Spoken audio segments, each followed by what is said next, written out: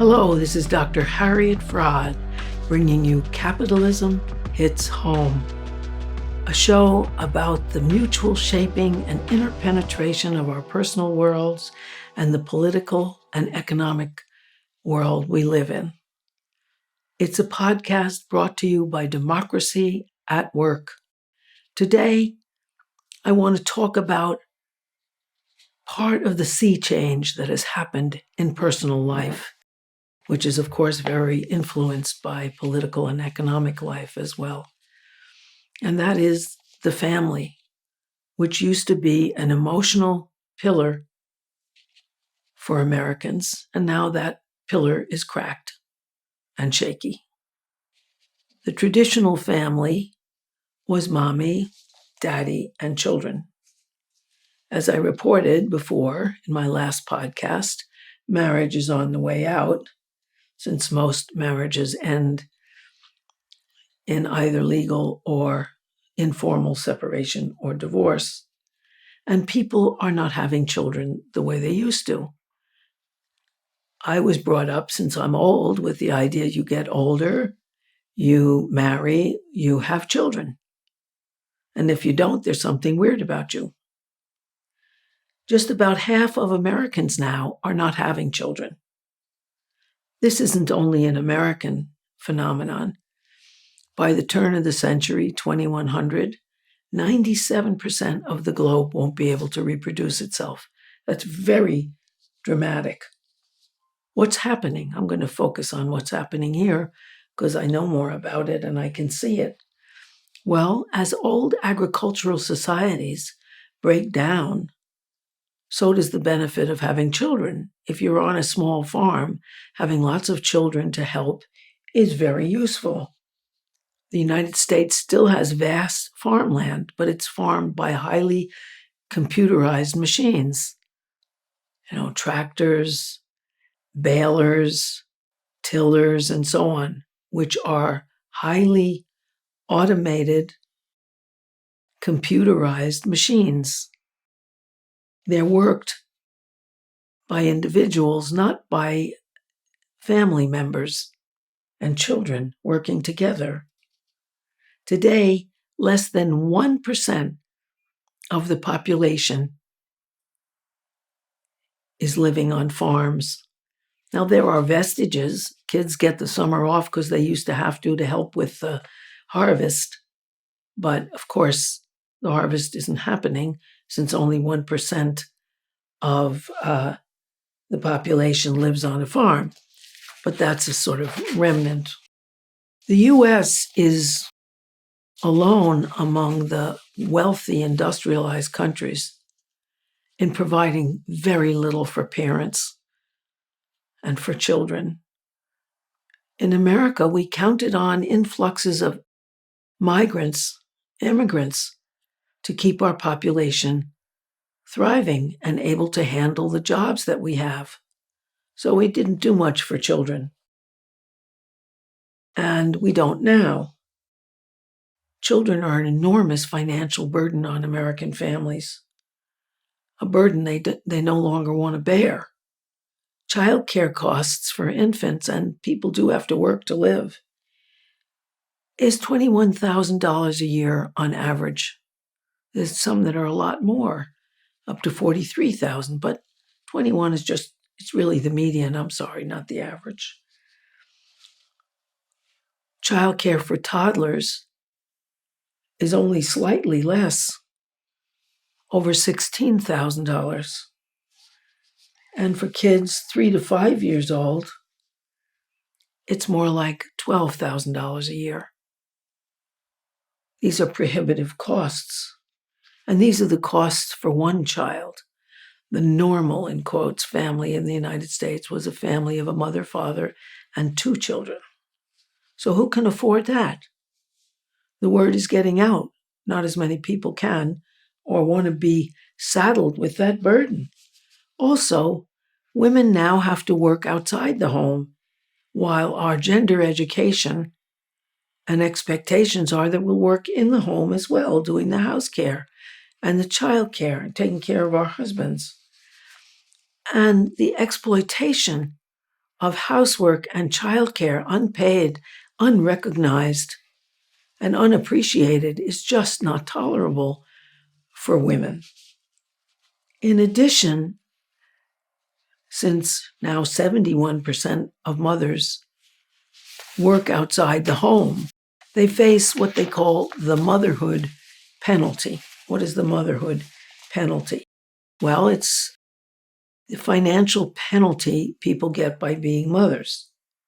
On average, mothers make 63 cents on every dollar men make, or every dollar paid to fathers. Even full-time employed mothers get 71% of the dollar paid to male workers.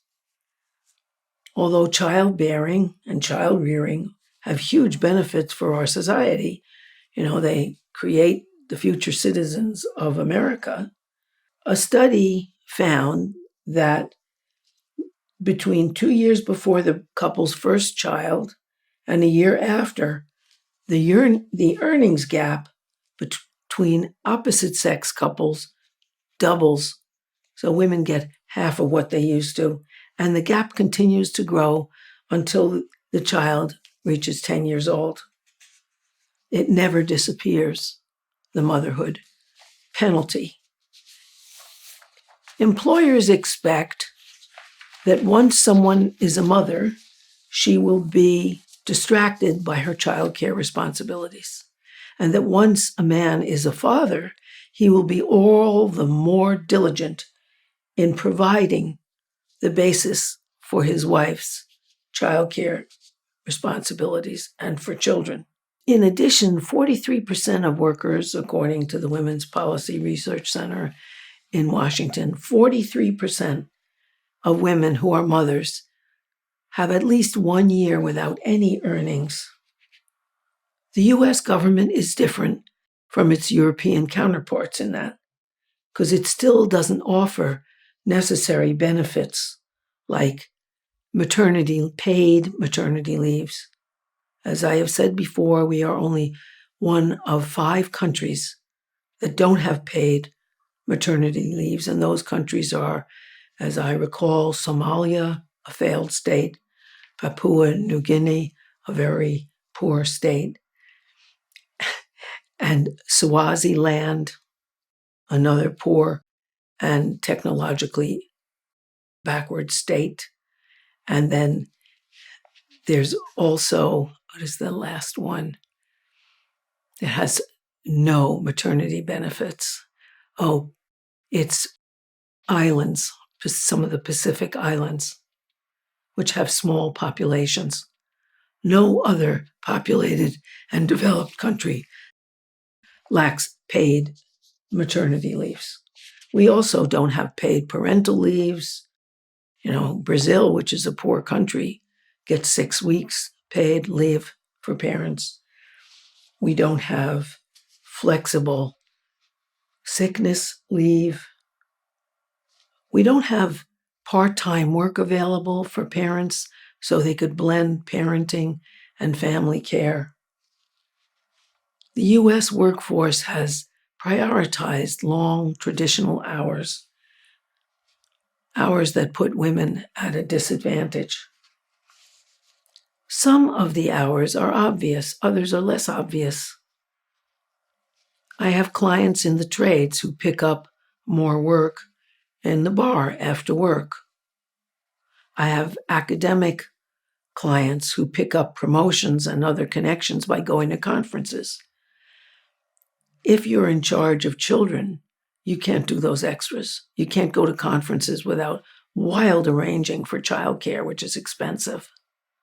You can't leave your children usually with your parents because they're working too, or they're in another city. You have to get home from work immediately because daycare costs money, and daycares have a penalty if you pick up your child late. So that there is little slack for parents. We contrast ourselves with a country like France, which is highly developed and which isn't losing population as fast as the United States, because it has free quality medical care, free toddler care starting at 3 years old, free infant care, not free, I'm sorry, $1 an hour, starting at birth, and a huge subsidized program for after-school care and summer care, which can never cost more than 15% of a parent's income. The United States doesn't have any of that. France has maternity leaves that can be up to 5 years, where you can get a job at the same salary as you had before at your workplace. You don't get as much pay for your maternity leave if you take as long as 5 years. However, France also has 5 weeks guaranteed paid vacation time. And it also gives all sorts of services to its new mothers. In America, a new mother is basically abandoned with her baby. And if she's a single woman and alone, she's the most highly predicted for child abuse because it's just too much.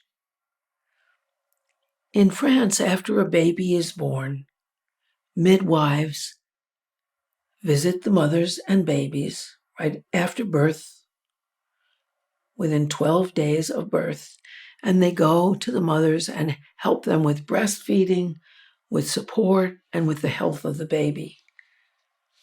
They also receive, mothers get abdominal checkups to make sure that their bodies are coming back. They get therapy sessions. They get someone to come to their house for 3 hours a week to do whatever they want. If they want to have lunch with a friend, great, they'll take care of the baby in the house. If they want this person to come and do laundry, that's what that person will do. They also have maternal child health clinics so women can go and get help. They have free sessions of exercises for women so they can get their bodies back. And they have that for decades to help mothers strengthen their abdominal walls and their pelvic floors. Mothers pay the motherhood penalty in the United States. And that's even worse for single mothers. 41% of mothers in the United States are single mothers, mothers without a partner to help. That's why children are the poorest Americans, because they're born of poor single mothers. And single mothers are the second poorest. In fact, motherhood is a predictor of poverty for women. The only Americans that are still having big families with many children are the top 1%. Billionaires have many children. Their rich women manage their children's care. They manage the labor of all their domestic servants, nannies, privately hired housekeepers, private schools, expensive after-school programs, summer programs, private lessons, and private participation that costs money in everything from child orchestras to dance lessons, music lessons, chess clubs, and athletics. Private school tuition alone for one child costs on average $21,000 a year for elementary school. By the time they get to high school, the price is $27,000 and change. So that there's a huge difference here. For example, Elon Musk, America's, I think, richest man, or maybe he's only the second richest now, he has 9 children. He doesn't take care of any of them. He pays their mothers who hire poorer women, and he also enters them in various institutions to care for him. Only Musk's money is involved. To summarize, what has been the basic emotional support system for Americans, family and marriage, is crumbling. The social and economic existence for U.S. families isn't there. We don't provide it. Brazilian families, who are a lot poorer, have those 6 weeks off which paid. We don't have that. We just can't do it. And women are now realizing that their economic survival and flourishing means that they should not have children. They can't be mothers. This is a recent phenomenon that women have realized this, thanks to the women's movement, thanks to the empowering, thanks to the necessity of working outside the home, thanks to the empowerment of groups promoting feminism and women's concerns. It's coming out. The secret is coming out that it's highly exploitative and often thankless to have and raise children. This year, 2024, the film Babes explores motherhood in all of its messy sadness, as well as some of its reward. Within the last 2 years, there's a book named Matrescence that has published a lot of the bad news about motherhood. Other recent books, like this is a 2024 book, Women Without Kids, The Revolutionary Rise of an Unsung Sisterhood, covers women who don't have children and who are delighted by not having those responsibilities. Here, America has really regressed. By the turn of the century between the 1800s and 1900s, there were at least 200 communal networks for changing domestic life, bringing up children in different configurations from mommy, daddy, baby. Most of them were socialist. Those petered out in the 1920s because it was thought before then that the way to create socialism was to create these alternatives for caring for children and people and work. But when the Russian Revolution won, that became the model, and people dropped the idea that communizing marriage and childcare was the solution for America. Well, we on the left have got to do what our ancestors did at the turn of the century. We have to bring family into the dialogue because Americans are lost here.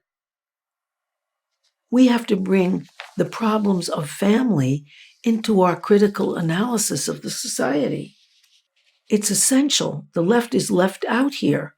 The right promotes the nuclear family with female care of the children, which is, of course, adored by the right, who would save the taxes on creating a reasonable system of care here. In addition, there have been very successful alternatives to the family. These are mainly hushed up in the United States. Even where children are severely traumatized, like after World War II, the UN Refugee Association started places where orphans could grow up.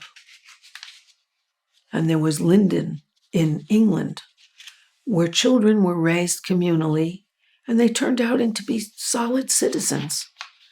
In Russia, after their revolution and World War I, there were bands of thousands of children. Thousands weren't in one big band of thousands, but they were thousands of small groups of children who roamed Russia, living through theft and pillaging of food to feed themselves in gangs. So that after the Russians won the revolution, their educational founder, Makarenko, set up colonies for children where children would run the colony, would be the whole system, except the teachers of subjects in these colonies. And when orphans would arrive by train, they would be greeted by the brass band of the place where they lived, of one of these colonies. Their old clothes would be burned, and they would be given a uniform made by the colonies, who grew all their own food, who had older children patrolling the greenhouses where they grew their food. In case it got cold, they would light smudge pots and make sure that the vegetables and fruits that they grew would stay. They even created a railroad to bring their goods to market.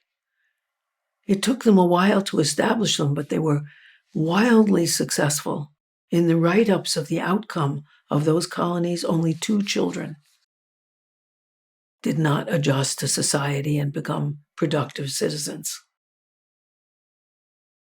There were celebrated orphanages in Hungary that brought up children abandoned by war or put in camps whose parents had died. Those were very successful. They're largely hushed up. Even though the children who went were traumatized, they became solid citizens. Right now in Russia, there's something called Kitez, which is a community of houses where people live. Sometimes those people are families of biological families, and where children whose homes were so excruciating that they were taken away from their homes are sent, and where the whole system, the whole Kitez organization is devoted to the well-being of children, whether they're the teachers, the gardeners, the cooks, the cleaners. They are all mindful of children, and children are put into these different family homes, and if they don't like where they are, they can transfer. They can choose a family that they feel comfortable in. These are all successful alternatives, and it's hard to find out about them because familism has been promoted, and it certainly saves taxes from the rich because it's expensive to bring up children.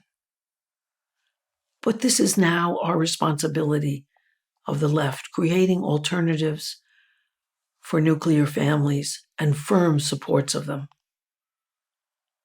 If we do that, we won't be some of the worst in infant mortality, in early child death, in educational standards, in juvenile delinquency, and in teenage pregnancy, which according to the Spirit Level, 15 years later, just recently published by Pickett, and Wilkinson, we are the leaders in all of these ills. But we on the left have to create alternatives, much more than we have, and explain to people that they can get the supports they need outside of failing nuclear families. Well, that's all for today, and I appreciate your listening. Thank you. Goodbye for now.